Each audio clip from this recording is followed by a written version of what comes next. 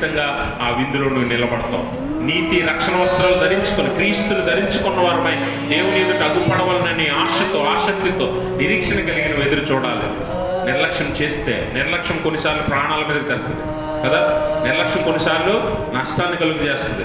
దేవుని వాక్యాన్ని నిర్లక్ష్యం చేస్తే, దేవుని ఆహ్వానాన్ని నిర్లక్ష్యం చేస్తే, దేవుని సన్నిధిని నిర్లక్ష్యం చేస్తే నువ్వు నష్టపోయే ప్రమాదం ఉంది. ఆ నష్టం కొన్నిసార్లు చిన్నదవ్వచ్చు, బహు పెద్దదవ్వచ్చు, ప్రాణమే పోయేంత అవ్వచ్చు, కొన్నిసార్లు నీ ఆత్మను పోగొట్టుకునేంత అవ్వచ్చు. కాబట్టి ఈ ఆహ్వానాన్ని నిర్లక్ష్యం చేయక ఆయన మాట ఎవడైతే వింటాడో వాడు బ్రతుకుతాడు. వాడితో దేవుడు నిత్య నిబంధన చేస్తాడు. పరలోకంలో విందు ఎలా ఉంటుందట?